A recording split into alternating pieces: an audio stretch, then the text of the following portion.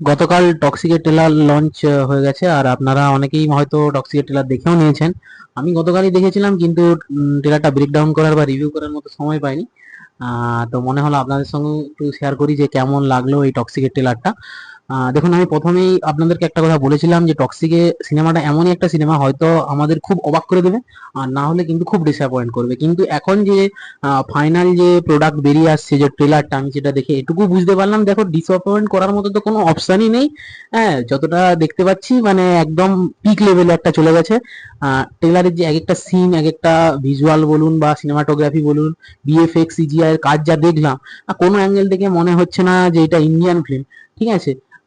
কিছুদিন আগে রামায়ণের ট্রেলারও দেখেছি, সেখানেও যে ইয়াসের যা পারফরমেন্স, হ্যাঁ, তার তুলনায় তো আমার এখানে আরো বেশি ভালো লাগলো। কারণ ওই যে ব্যাপারটা ইয়াসের মধ্যে, একটা আনবিয়ার্ড লুক আর একটা যে বয়স্ক, ওই লুকে তো আমরা দেখেছি যে বিয়ার্ড লুকে আমরা আগেও কেজিএফ এ দেখেছি যে পারফরমেন্স ছিল, তার তুলনায় তো অনেক অনেক অনেক ইমপ্রুভমেন্ট আসছেই।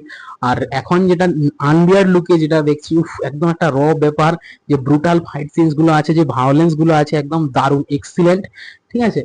আর লেডি অ্যাক্ট্রেসদের কথা যদি বলি, আমার সবই এগুলো ঠিক লেগেছে, কিন্তু কিছু কিছু অ্যাডাল্ট সিন আছে যেগুলো একদমই মানে কল্পনা করার বাইরে। যেহেতু আমরা হয়তো সেরকম সিনেমা এখন পর্যন্ত আমি হয়তো দেখি না বলে আমারও তো অবাক লাগছে, হয়তো আপনাদের নাও লাগতে পারে। ঠিক আছে। যে সিনেমাটা এগুলো একদম মানে ফ্যামিলির সঙ্গে বা হচ্ছে যে সবার সঙ্গে দেখা যাবে না, এগুলো একাই একটু দেখতে হবে। ঠিক আছে। আর বাকি যেটুকু বললাম, যে ট্রেলারটার মধ্যে মানে যে সিনগুলো রয়েছে, একদম একদম মানে পিক পয়েন্টে গেছে, একদম মানে অসাম যাকে বলে।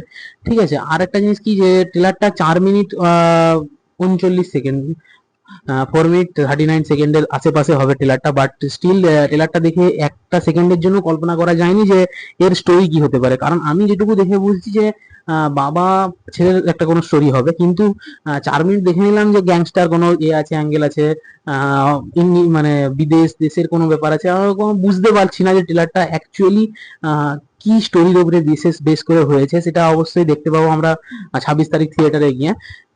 তো আমি তো ইয়াসের ফ্যান বলে এরকম ব্যাপার নয়। আমি তো প্রথম থেকেই এই সিনেমাটার জন্য অনেক অনেক এক্সাইটেড ছিলাম, যেহেতু 4 বছর পরে ইয়াসকে আবার বড় পর্দায় দেখতে পাবো, এরকম একটা ব্যাপার। ঠিক আছে।